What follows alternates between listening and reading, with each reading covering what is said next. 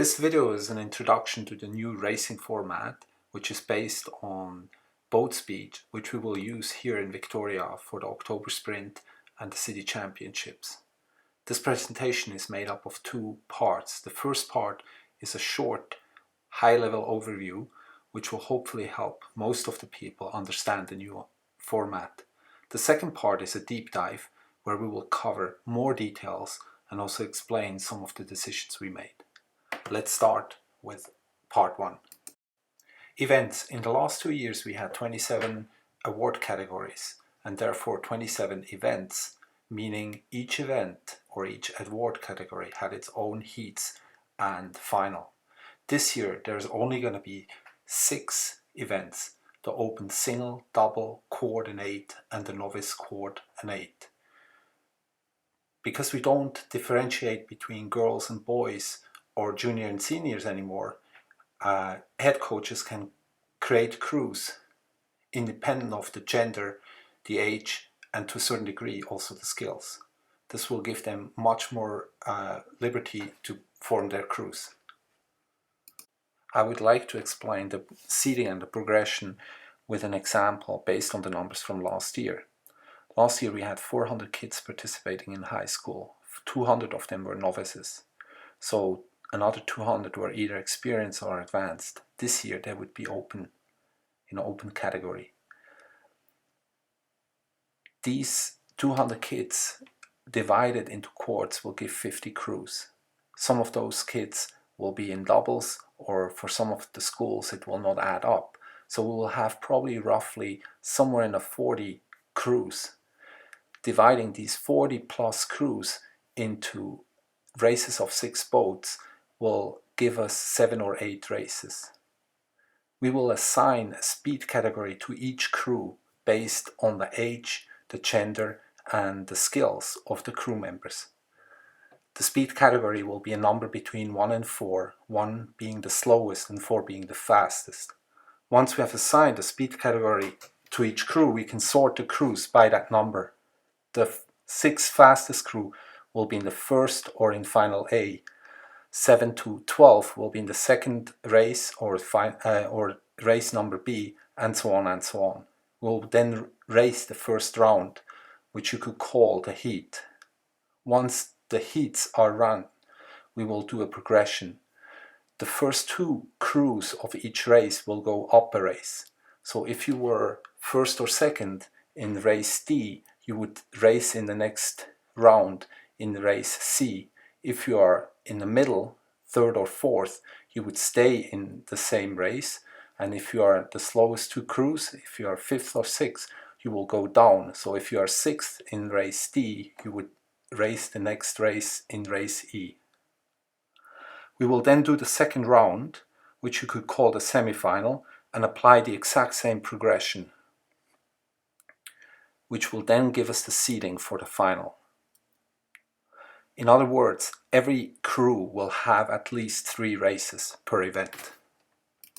For novice crews, where there's only 4 boats per race, there will be a very similar progression. The first 2 crews will go up a race, the 3rd and the 4th will go down. There will be nobody staying in the same race. We will, for October Sprint, probably have a little bit more aggressive progression model. For more details, please watch the second part. Schedule. On Saturday, the novices will race all day in the quads. The experienced and advanced rowers will race in the open 8 and in the open single. On Sunday, we will change it around, and the open crews will be in the quad and in the double, and the novices will be in the 8. Of course, this is just a tentative schedule. We need the real numbers to finalize the schedule. Awards. We're still going to have 28 awards, and therefore we have to hand out multiple awards in each event. Because coaches are encouraged to mix their crews, it will be harder to define the award categories. We will define the award categories based on the speed category of the crew and the gender distribution within the crew. However, we will not define the award categories before the entries are submitted. we want to see the entries so that we can create within each event award categories so that we have roughly the same amount of boats in each award category. This concludes part 1. If you want to know more details about the racing format, please stay on. Still there? You sure about this? Okay, let's do a deep dive. During the Levissa meeting in November 2018, there was a long discussion about the racing format, and it was decided to form a group to review the format. In that group was Graham McLaren, Mount Dog head coach and the GVYRS president. There was Jay Peacock, who runs the CSI at Claremont. There was Greg Sedan, VCRC president and also the head coach at Parkland. Richard Curry, who is the man behind the Regatta data website, and Rennie Gonen, head coach of GNS. We met monthly on May 22nd. During the next Levissa meeting, we presented a new racing format. During that meeting, two things were decided. A, that we would try out the new format, and B, that we would try it out for the entire season, meaning for October Sprint and City Championship. We then, on June 26th, we got approval from the athletic directors. So now we're going to try out this racing format for October Sprint and City Championship. In November 2017, during the Levissa meeting, we will review the format, and we have three options. We can either go back to the old format, we can adopt it, or we could come up with a new way of racing. Let's go back to the events. As mentioned earlier, we only have 6 events left: the open single, double quad 8 and the novice quad 8. Here's how we came up with that list. Last year we used 4 characteristics to categorize our crews: age, junior, senior; skills, novice, experienced or advanced; gender, women or men; and last but not least, the boat categories: single, double, quad and 8.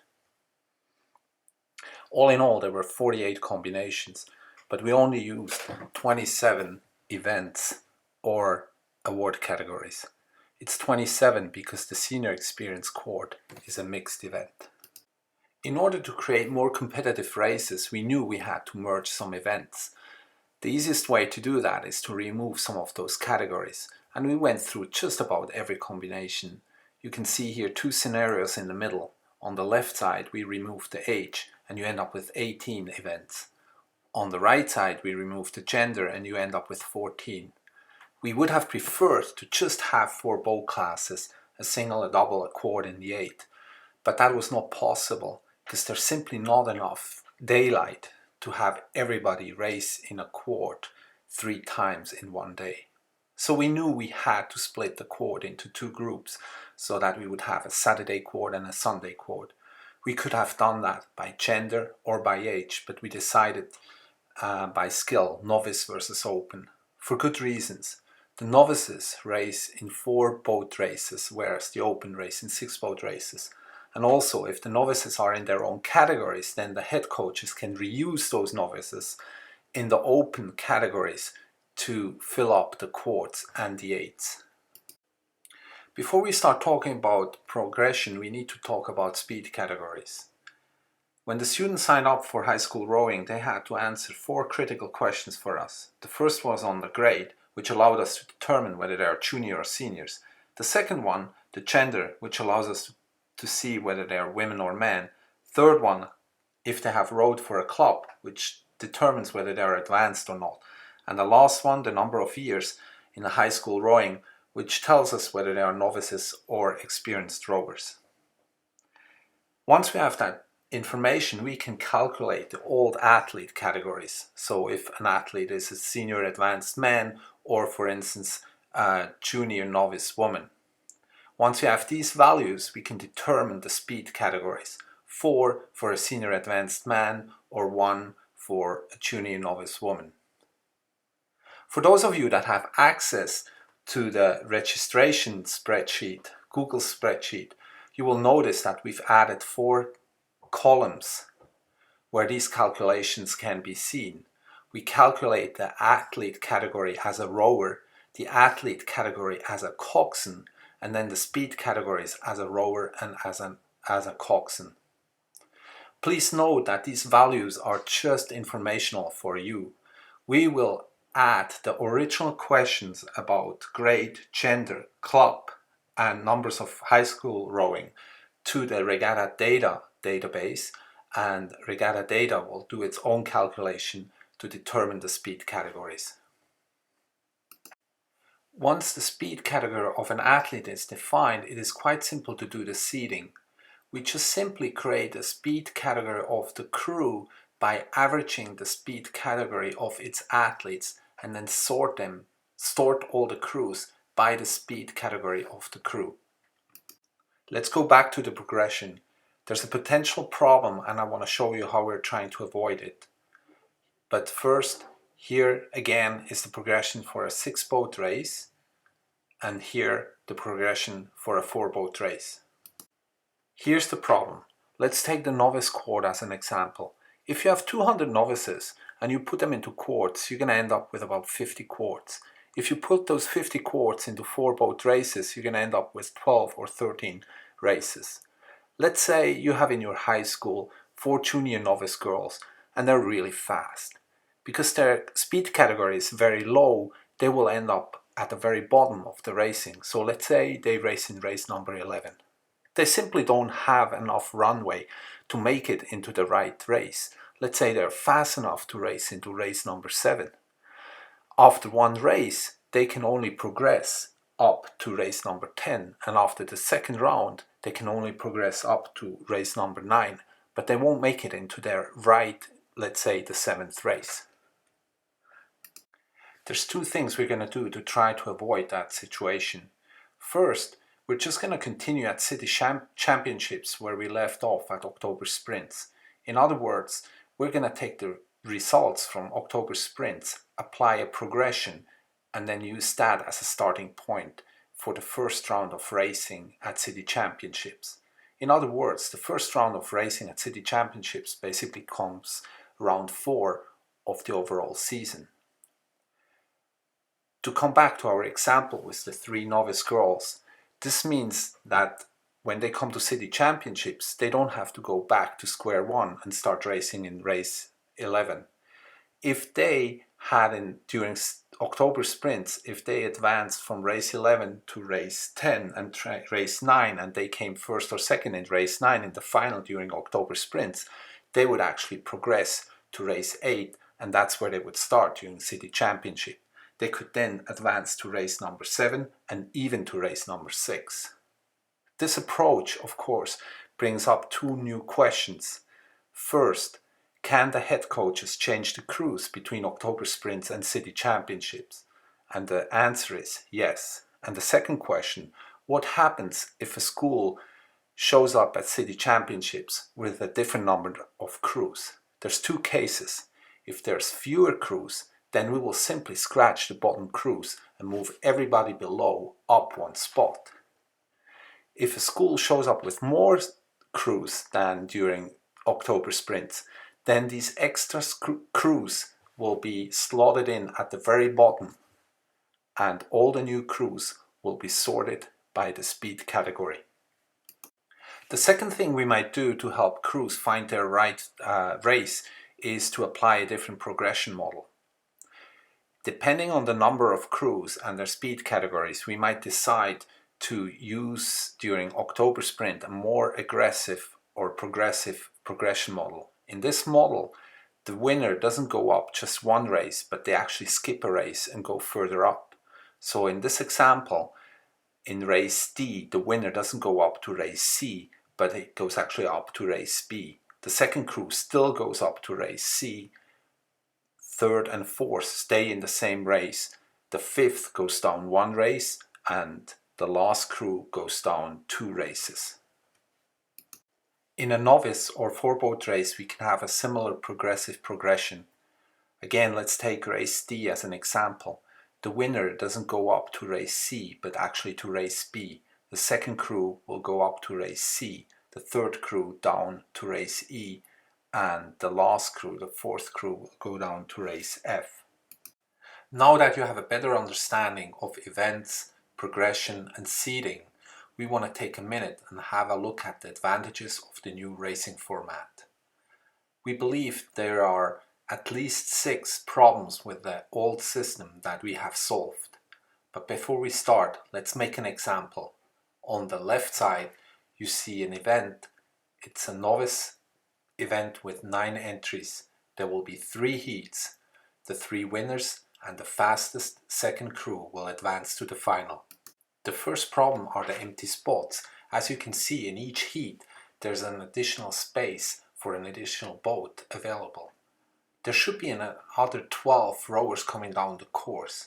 In the new system, we fill up the races from the bottom up, and only the very bottom race might not be full. The second problem is the time-based progression. We all know that in rowing, timing is very questionable. In our system, time doesn't matter. You can only get promoted by beating opponents in your own race, and you can only get demoted by losing against opponents in your own race. The next problem are the non-competitive races. On the left side you see all the events from last city championships. First the event name, then the winner time, then the second time, and then the gap between the winner and the second. I then sorted the events by the gap. If you take 4 seconds as a threshold between a competitive and a boring race, assuming that a crew that is more than 4 seconds behind will be more than a length behind, you will notice that 20 of the 30 races are kind of boring or not very competitive. On the other hand, on the right side, you now see a list of the same results, but now ordered by the winning time, and you will notice that there's clusters of races that have very similar time. So by merging multiple events into one big event, we create more competitive races and closer races with overlaps. The next problem is the elimination. This graph shows how many athletes had how many races during the last city championship. You will notice that there were 25 athletes that only had one race, most likely a heat. One race and their city championship was over.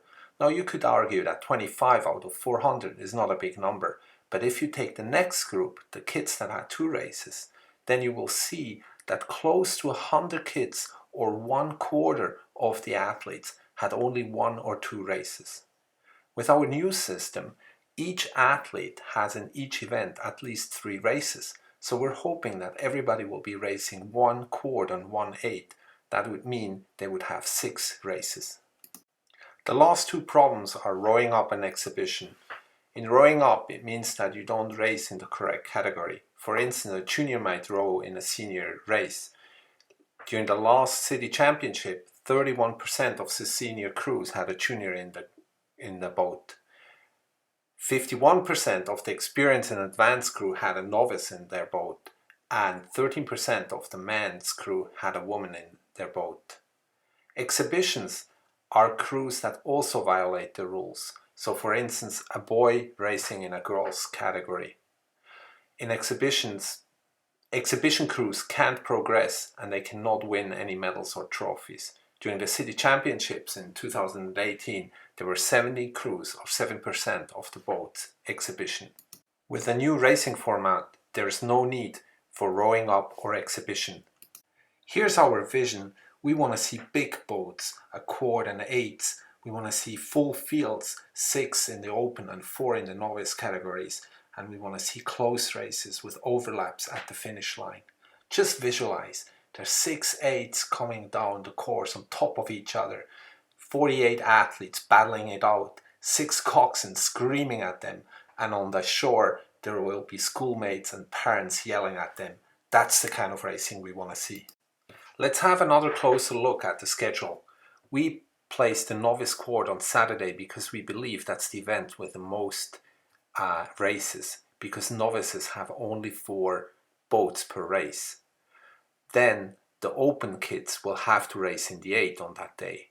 Vice versa, on Sunday the novice kids will race in the 8 and the open athletes in the quad. We placed the single on Saturday so that we have as many kids as possible in the open 8 to fill up these 8s. On the other hand, we placed the open double on Sunday to reduce the number of open quads. Awards. That's a difficult topic, and I wouldn't be surprised if this is the main subject we will discuss after the season. What we are going to present here is a compromise, but before I go into details, I want to show you two alternatives that we discussed a lot. The first alternative was getting rid of awards. First, that sounds a little bit strange, but in Ontario, in the high school cycling, from where we got the idea of the speed categories, they got rid of the awards. The feedbacks from the kids, they didn't really care about awards. The only group of people that complained were the parents of the kids who would have won the award. The second alternative is what we call virtual crews, and it's an idea that is coming from cross-country running, where they take the 4 top kids to form a team. Here's an example of the open quad. For each school and award category, we would take the top 4 athletes and create a virtual crew independent of the physical crew that they were rowing in. We would then take the next 4 athletes for the second crew, and so on and so on. In general, people seem to really like the idea, but there are some questions, especially around rowing up. In this example, you can see in the very top crew, Giselle on the left side, who is winning the final A. On the right side in the results, you can see that Giselle is winning the senior advanced men's quad because she's rowing up as a man, but she's also winning the senior advanced women's quad. Some people think that's legitimate. Other people really feel that an athlete should only win 1 award per event. We have developed an algorithm that generates the virtual crews and the placements, and we might take the results from October sprints and city championships and run them through that algorithm to see how the results would look like. Now let's have a look at how we will hand out the awards this year. Let's take the Open 8 as an example. As you can see, there are 6 awards that we need to hand out in the Open 8 event. We could just simply create the speed category ranges and hand out the awards, but if you have a closer look at the award names, you can see that gender is an important characteristic of the awards. So we want to take gender into account when we create the award categories. So the award categories really have 2 dimensions. The first dimension is the gender distribution, here marked on the horizontal axis on the top, and the speed category or speed factor, here marked as the vertical axis on the left. Now I can plot every crew on that square. Let's make an example. Let's say I'm the head coach of the downtown Eastside Victoria High School and I have a very strong crew. Half of the crewmates are women, the other half are boys. I have 4 senior advanced women, I have 3 senior advanced men, 1 junior novice man and an advanced coxswain. Their speed category would be a 2.9. You can see with a red dot where they would land. I can now create areas in that square, each one of them representing an award category. I first split the gender dimension into 2 parts. 4 or more boys will be considered a man's 8. 5 and more girls considered a woman's 8. I then split the speed categories into 3 sections. Similar to soccer, I will have a bronze, silver and a gold team. So now I have 6 award categories. We can now do the same for other events. Here the open quad, the novice 8 and the novice 4. You might wonder about the funny shape and location of these areas. This is because the speed category depends on the gender and the skills of the athletes. That creates distinct boundaries. And last but not least, the double and the single. Some people will argue that we need more distinction in the gender dimension, and we could create 3 groups. 0 to 2 boys would be considered a woman's crew, 0 to 2 girls would be considered a man's crew, and 3 to 5 men or women would be considered a mixed crew. In that case, we would drop the bronze and just keep the silver and men's and the gold category. So we would still end up with 6 award categories. And here the double. The single is not really going to change. You might wonder which option we're going to go for, just a man's and women's category or men's, women's and mixed categories. It really depends on the entries. It is our goal that within each event we want to have roughly the same number of crews in each award category. That's why we will wait with the definition of the award categories until all the entries are in. Last but not least, there will be aggregate awards. The maximum points for the winner will be 10 times the number of rowers in the boat. So an 8 will get 80 points and a single 10. Decrements will be the maximum points divided by the number of entries. At the bottom you see an example of an 8 that is placed 5th in a field of 20 crews.